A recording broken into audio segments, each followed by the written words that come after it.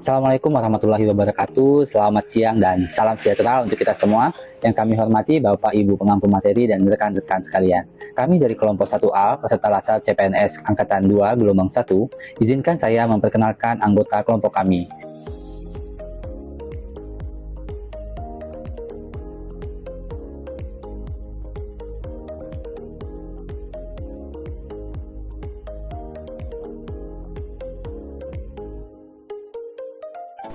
Tokoh yang kami pilih adalah Dr. Insinyur Haji Muhammad Basuki Hadimulyono, MSc PhD. Beliau merupakan tokoh nasional Indonesia yang mengawali karirnya sebagai aparatur sipil negara.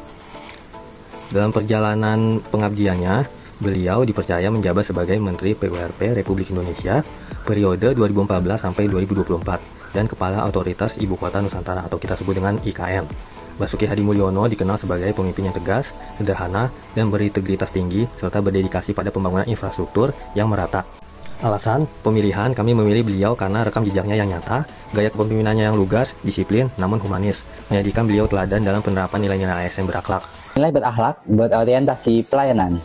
Basuki Hadimulyono dikenal sebagai sosok yang selalu mengutamakan pelayanan publik.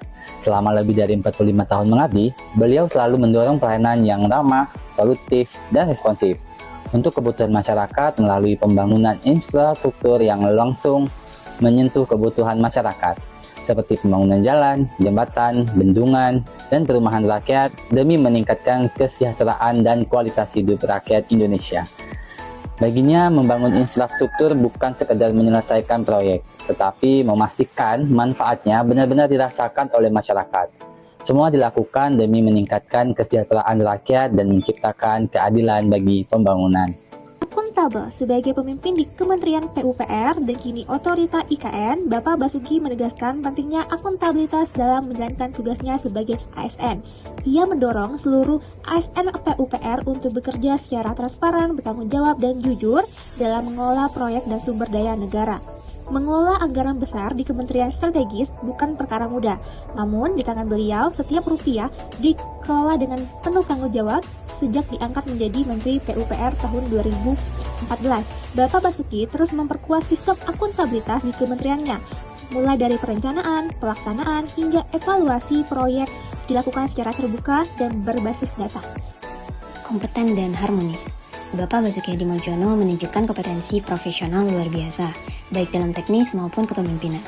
Pendidikan tinggi di bidang teknik dan risetnya, serta pengalaman panjang di PUPR membuatnya terus belajar dan berkembang. Selain itu, dalam menjalankan tugasnya, beliau membangun lingkungan kerja yang harmonis, menghargai tim kerja, dan mendorong kerjasama yang saling menghormati dan menyatu dalam semangat pelayanan kepada bangsa. Loyal dan adaptif. Lebih dari 4 dekade, Bapak Basuki mengabdikan hidupnya untuk bangsa melalui Kementerian PUPR. Loyalitasnya tercermin dari konsistensi, kesetiaan, dan ketekunan dari balik layar. Nilai adaptifnya, beliau mendorong penerapan teknologi Building Information Modeling sebagai mandatory tool dalam perencanaan dan pelaksanaan proyek infrastruktur, serta sistem informasi proyek berbasis transparansi untuk menjamin transparansi data. Kita jarang melihat beliau tampil sangat formal dengan jas mewah, kecuali acara kenegaraan resmi. Beliau lebih sering memakai baju kerja lapangan ataupun kaos. Beliau menunjukkan bahwa loyalitas kepada negara bukan diukur dari pakaian, tetapi dari dedikasi waktu dan tenaga. Nilai terakhir yaitu kolaboratif.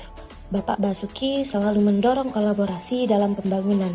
Beliau percaya tantangan besar negara hanya dapat diselesaikan melalui kerjasama lintas sektor dan bekerja bersama para ASN, pemimpin daerah, serta masyarakat. Di bawah kepemimpinannya, proyek-proyek besar seperti pembangunan jalan tol, pembangunan bendungan multifungsi, hingga perumahan rakyat berhasil dijalankan berkat sinergi lintas sektor dan saling memperkuat. Dari perjalanan panjang Bapak Dr. Insinyur Muhammad Basuki Hadimulyono MSc PhD, kita bisa melihat contoh nyata ASN yang berakhlak. Kita belajar bahwa menjadi ASN bukan sekedar soal jabatan atau posisi, tetapi tentang komitmen untuk melayani, kemampuan untuk terus belajar, dan keikhlasan untuk mengabdi. Nilai-nilai berakhlak bukan hanya prinsip, tetapi juga menjadi jalan hidup jika dijalani dengan sepenuh hati. Semoga nilai-nilai ini dapat menginspirasi generasi ASN masa depan untuk membangun Indonesia yang lebih maju.